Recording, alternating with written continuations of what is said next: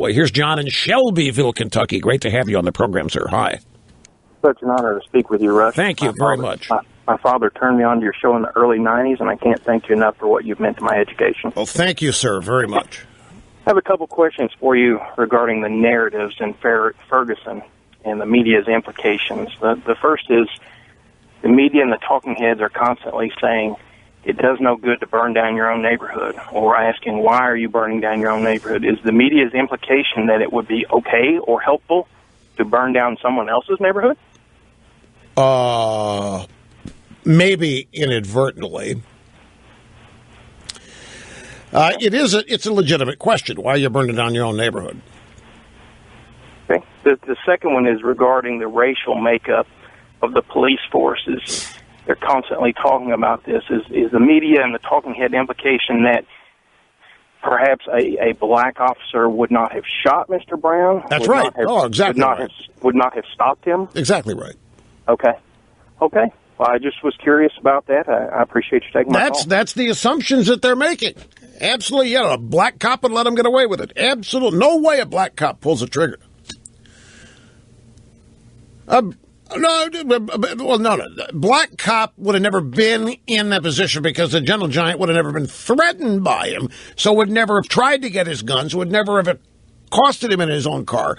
It's the white cop that was the problem. The black cop, none of this would ever happen. Well, they might, but the black cops might go after bad guys, but that's not a factor in this case. I mean, he's asking a legitimate question. The media is trying to say, black cop, none of this would have happened. Well, that's why I'm saying we need more black referees in the NFL. I'm telling you, we got all white refs, mostly white refs, not just referees, but umpires, side judge, field judge. It's a 75% black league, and all these officials are white, throwing flags on black guys. It's not proportionate, it isn't fair. Civil rights violations occur every Sunday in the NFL, and nobody's talking about it yet. I'm trying to be on the forerunner here, bringing this like I was with Kooks. Keep our own kids safe. The dangers of soccer. I mean, I was decades ahead of that. No. The theory is that if the cop had been black, the Gentle Giant would not have felt threatened and therefore would not have made any aggressive behaviors toward the cop, and therefore the cop would have not had to draw the gun. Oh, wait. No evidence of what? We're not talking about reality here. This is my point. They are constructing, for the purposes of the media, they're constructing an alternative reality that the white cop was the problem because just the presence of the white cop was provocative enough to cause the Gentle Giant to do things he wouldn't have done if the cop had been black.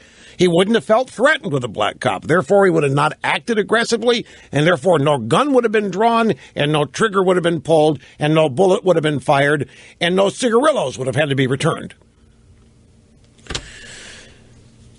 I don't know. I'm just, the storekeeper wasn't black. Why was he robbed?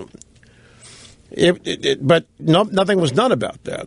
See, they let the Gentle Giant run out with his cigarillos rather than confronting him on it, so there were no injuries in the Quick Mart or whatever it is. You're acting me. You treat me like I'm advocating. I'm just telling you what they are saying about this. And this racist cop thing is going to burn itself out at some point. Everybody knows this. At which time they will then circle back to the racist Redskins.